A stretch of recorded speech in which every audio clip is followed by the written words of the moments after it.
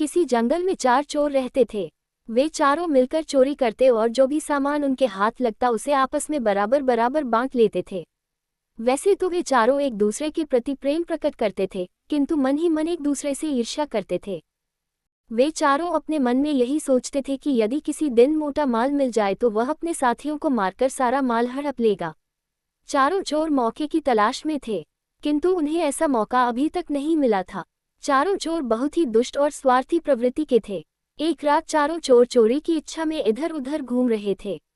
उन्होंने एक सेठ के घर में सेंध लगाए और घर के अंदर घुसकर सोना चांदी, हीरे जवाहरात, रूपा पैसा सब कुछ लूटकर भाग गए।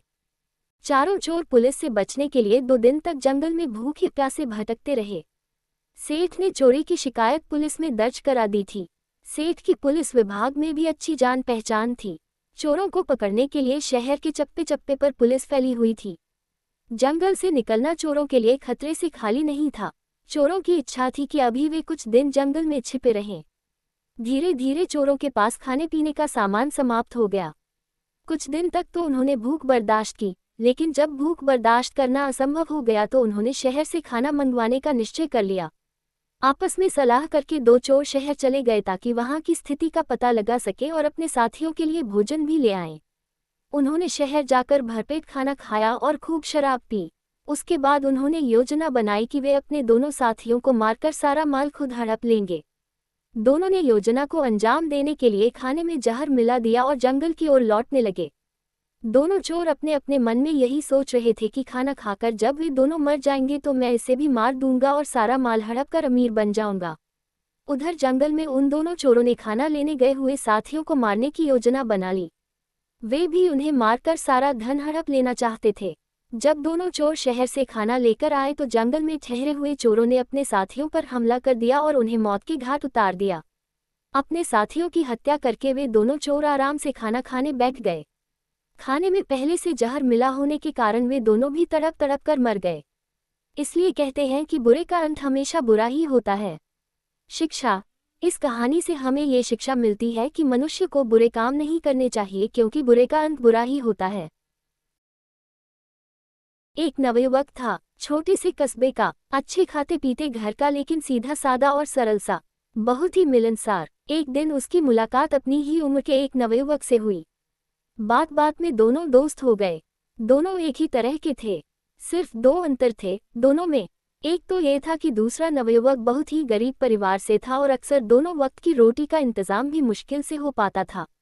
दूसरा अंतर यह कि दूसरा जन्म से ही नेत्रहीन था। उसने कभी रोशनी देखी ही नहीं थी। वह दुनिया को अपनी तरह से टटोलता पहचानता था, लेकिन दोस्ती धीरे धीरे गाढ़ी होती गई। अक्सर मेल मुलाकात होने लगी। एक दिन नवयुवक ने अपने नेत्रहीन मित्र को अपने घर खाने का न्योता दिया। दूसरे ने उसे खुशी खुशी स्वीकार किया। दोस्त पहली बार खाना खाने आ रहा था। अच्छे मेजबान की तरह उसने कोई कसर नहीं छोड़ी। तरह तरह के व्यंजन और पकवान बनाए। दोनों ने मिलकर खाना खाया। नेत्रहीन दोस्त को बहुत आनंद आ रहा था। एक तो वह अपने जीवन में पहली बार इतने स्वादिष्ट भोजन का स्वाद ले रहा था। दूसरा, कई ऐसी चीजें थीं जो उसने अपने जीवन में इससे पहले कभी नहीं खाई थीं। इसमें खीर भी शामिल थी। खीर खाते खाते उसने पूछा, मित्र, ये कौन सा व्यंजन है? बड़ा स्वादिष्ट लगता है। मित्र खुश हुआ। उसने उत्साह से बताया कि यह खीर है। सवाल हुआ, तो ये खीर कैसा दिखता है?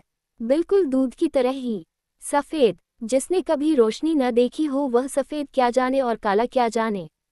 सो उसने पूछा, सफेद वह कैसा होता है? मित्र दुविधा में फंस गया। कैसे समझाया जाए कि सफेद कैसा होता है? उसने तरह तरह से समझाने का प्रयास किया, लेकिन बात बनी नहीं। आखिर उसने कहा, मित्र, सफेद बिल्कुल वैसा ही होता है जैसा कि बगुला।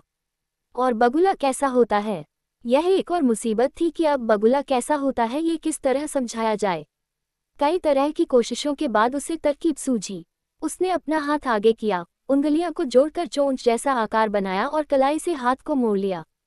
फिर कोहनी से मोड़कर कहा, लो छूकर देखो कैसा दिखता है बगुला।